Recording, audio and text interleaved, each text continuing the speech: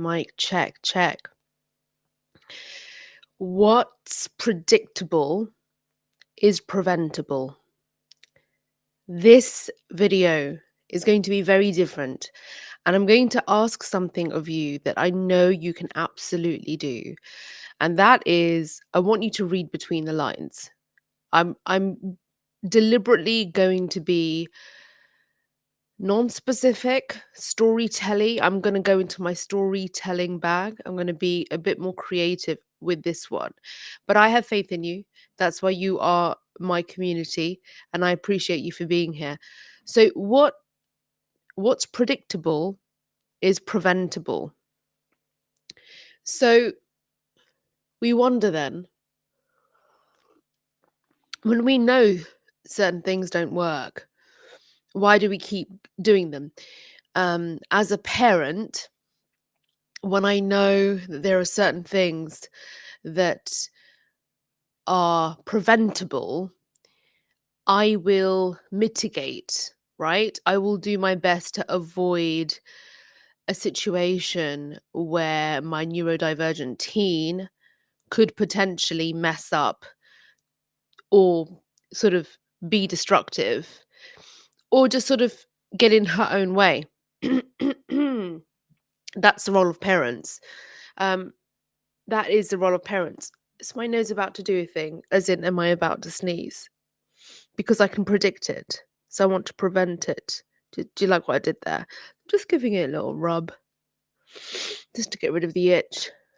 Okay, so what's what we can predict, we can prevent. When we know certain things don't work out, when we know certain things are have a tendency to be a certain way, we should try and avoid it. That's that's the life lesson. That's how we build good habits. That's how we run good organizations. That's how we have efficient households. That's how we learn, study, grow, build business. Um, we are smart. We know what works and what doesn't work. And then if there's a hiccup, we just don't do it again. We realize, oh, hang on a second. I just kind of, messed up again. Shouldn't have done that. Shouldn't have allowed that to happen. So you do wonder why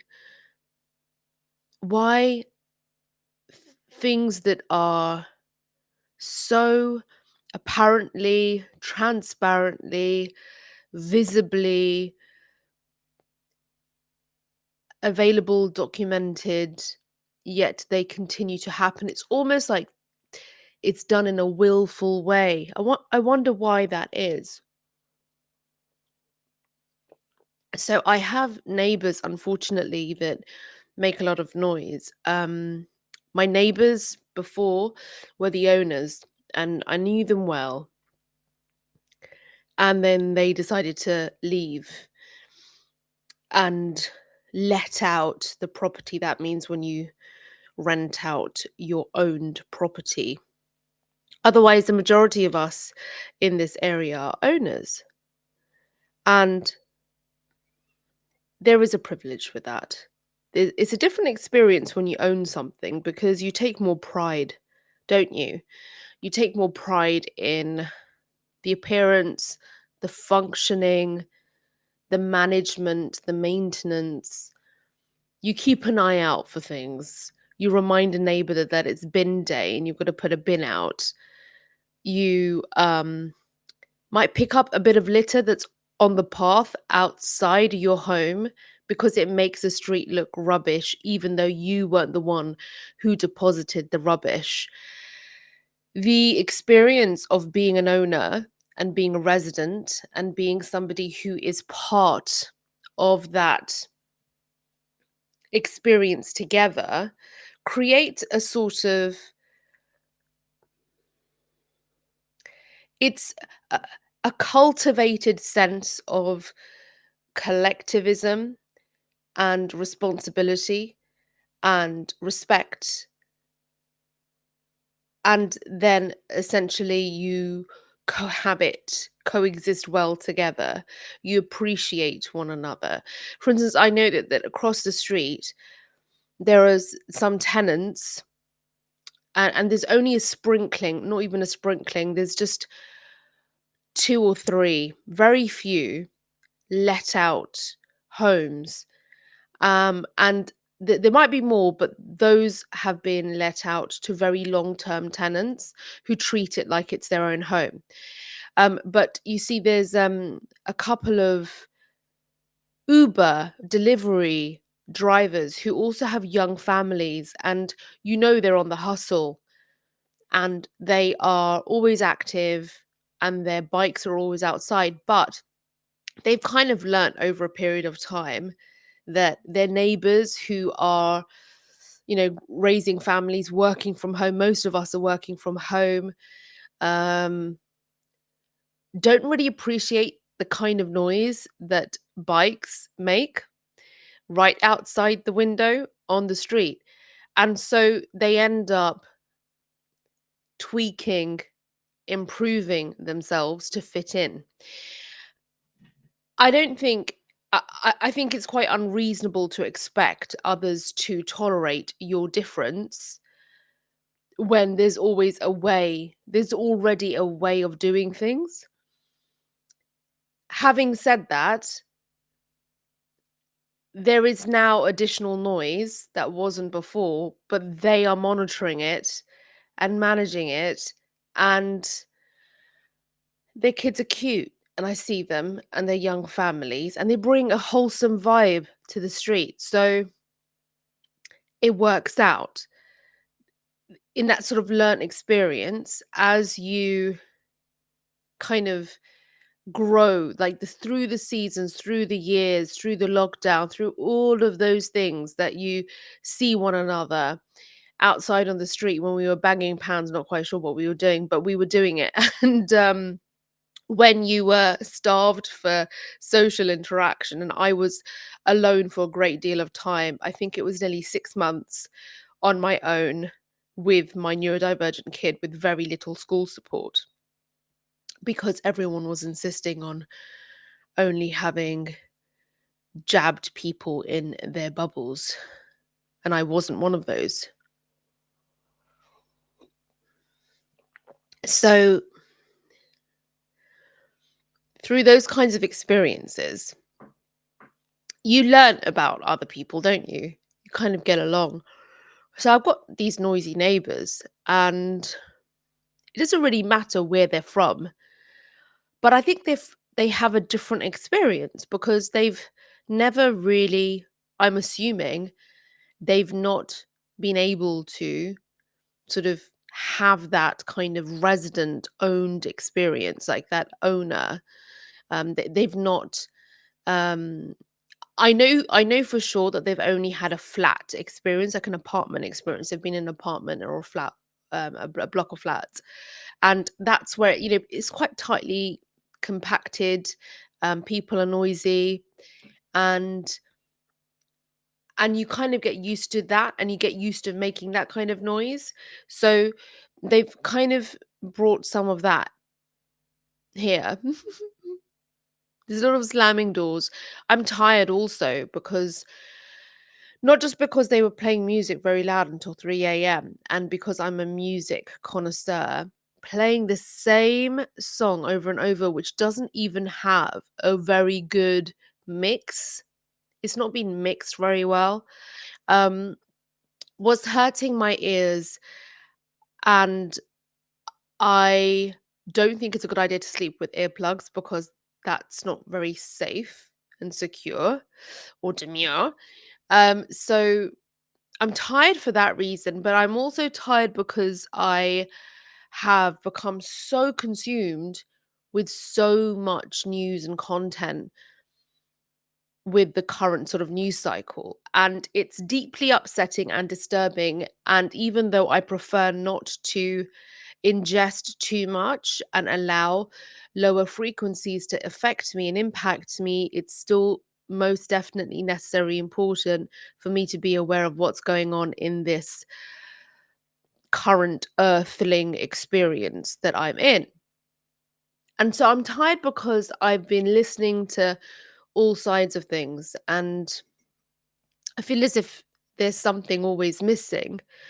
And I think, why is it that I reflect a lot on this? Why is it that when you know that the point is being missed, or many points are deliberately being missed, or there is a peddling of certain tunnel vision viewpoints, why is it that it's allowed perpetually and not at all?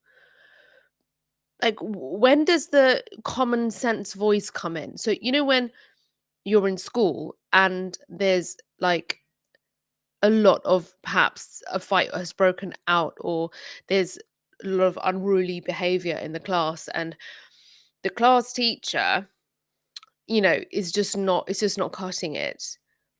As in them trying to end it and bring it, the bzz, just kind of nip it in the bud, and it's not happening. If you're loving this reading between the lines story time, then for sure subscribe. So, um, and then it only really works when the head teacher comes in, and the head teachers just gives you that look.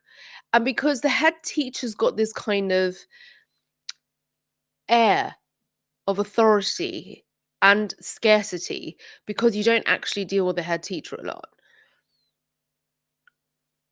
And it works, doesn't it? It works. So where's our head teacher? Where's our person who can basically say, all of you sit down right now and be quiet. This is not working. This is not working. Musk, sit down. I'm only saying something specific now because Ground News have just popped up. And I'm an affiliate. You can get details of that in my description. But Ground News has just popped up with a headline saying Musk is trying to oust Keir Starmer. Anyway, sit down, all of you. Be quiet. This is not helping. We need to get back to the matter in hand, which is your learning. What's the matter in hand?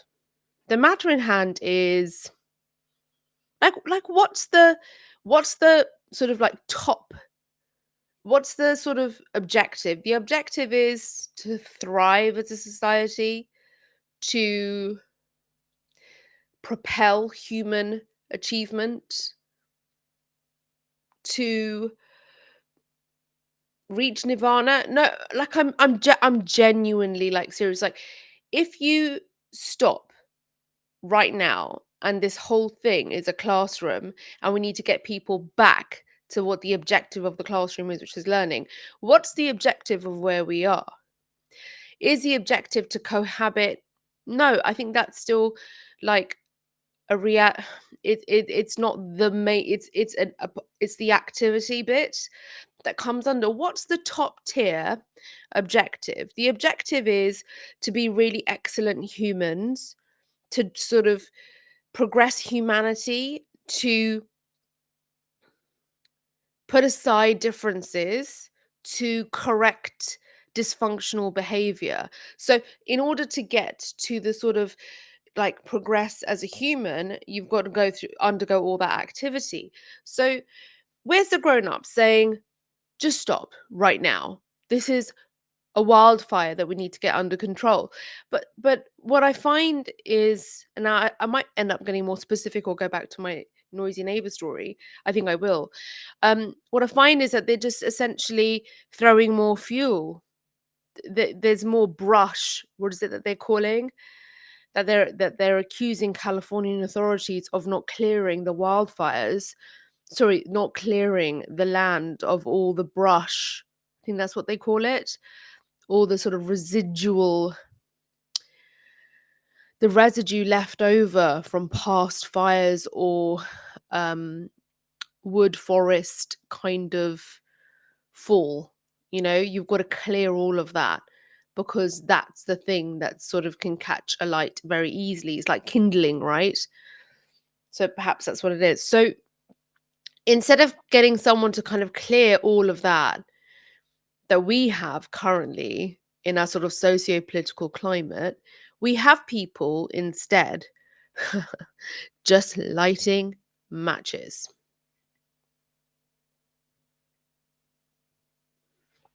Why?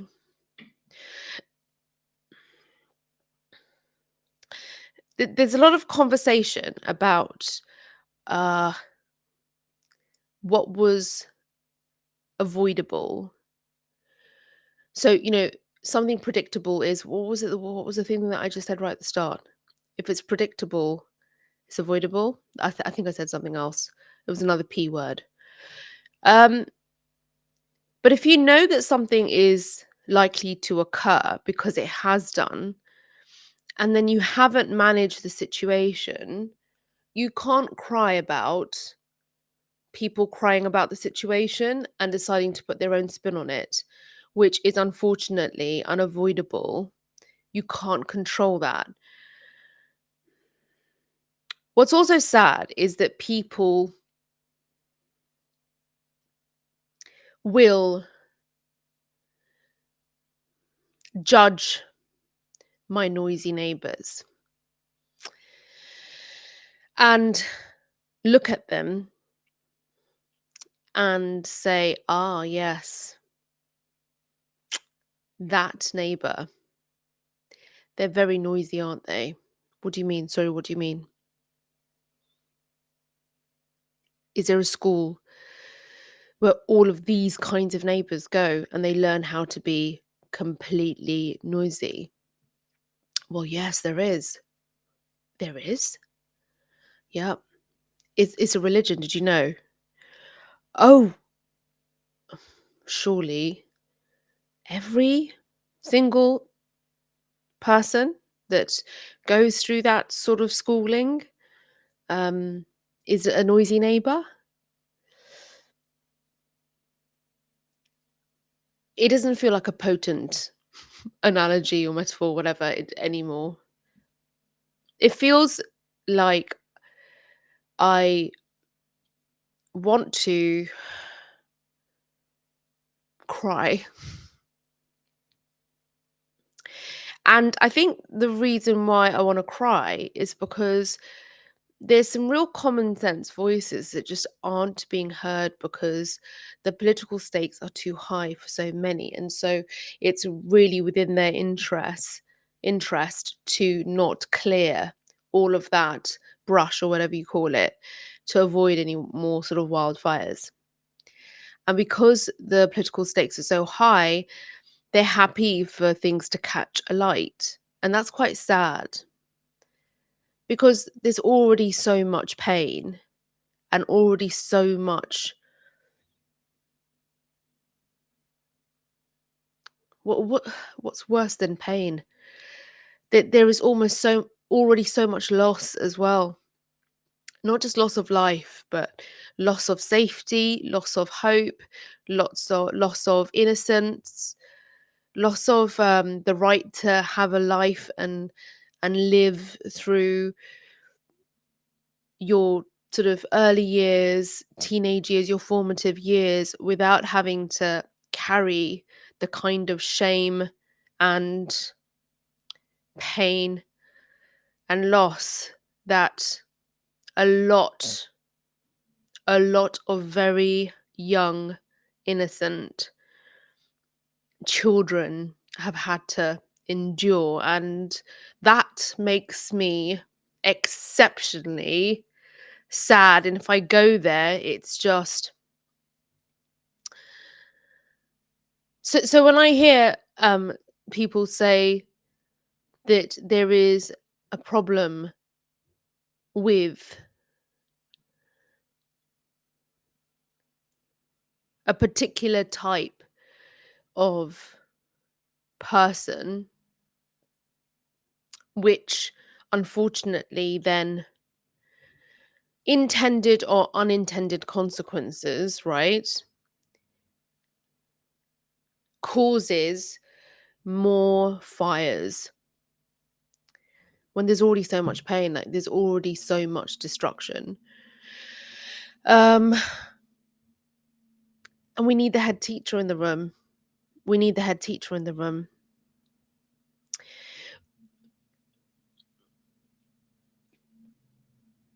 When something has failed, we need the sort of grown up to be in the room and to say, this is what's not working. This is why it's not working.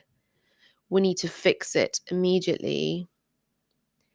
And we need to bring in as many measures as possible to not only care for those who have suffered and to ensure that they receive a compensation is just an awful word, but they receive the care and attention that they deserve that they didn't get.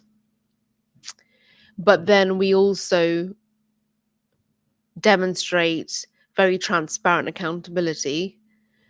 And then if we know that something is predictable, we need to prevent it. There you go, preventable.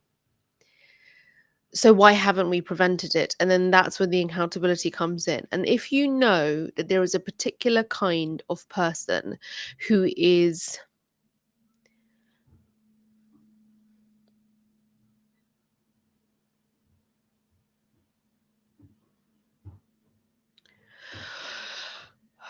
okay.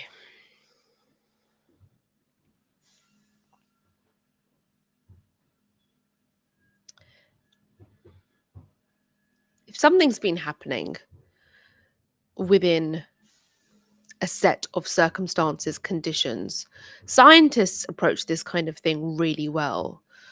Um, and from my postgraduate studies, I sort of get really frustrated with the way things are done.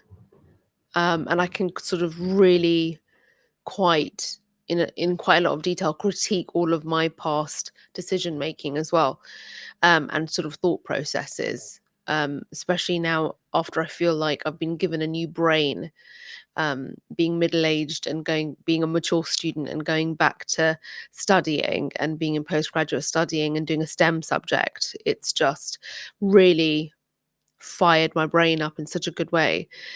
Sorry, poor choice of words, but it really has. And you know, when I said we need more scientists in the room, or I was implying that, maybe not, because that has a lot of baggage for a lot of people as well. Trust the scientists. Um, but kind of a scientific approach is one that is aware of where the biases are, right? That's my merch. And can absolutely determine what's working, what's not, what do we need more of, what do we need less of, and let's not just focus solely on that one petri dish. There are multiple petri dishes, but what's the thing that's sort of quite common in all of those? You see, there's lots of these petri dishes with all of these sort of all this kind of activity going on, and the thing about all of these petri dishes is that they're all within different sort of conditions, circumstances, and such. But there's one thing that they all have in common. There's one thing that they all have in common, regardless of how big or small the petri dish is or how much is going on within each. Regardless of that, regardless of the data, regardless of the numbers and the comparisons and the underrepresentation and the overrepresentation, there's something that there is a common thread. And somebody said it today, and they got complete. Somebody said it today in a news segment. It was a panel, and they said it very plainly, and it got completely ignored. The thing that weaves it all together, which has caused a great deal of harm and pain and continues to across the globe in every society. throughout history.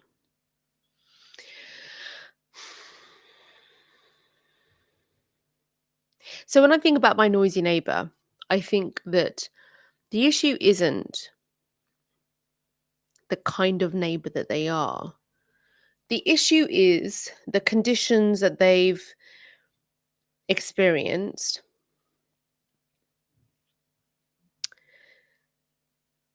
and what they have been conditioned to do and behave and how they've been conditioned to behave, and then that's what's not working in every or in most sort of living situations. um but if I zoom out even more, because it's really important, because you can just get stuck. And I think that's where most of sort of the punditry commentary wants us to do, is just kind of get stuck in that sort of nuance and not zoom out. There's even more of a zoom out situation. So in this situation, it's class. And if I was to be really specific then about this situation, it's about gender.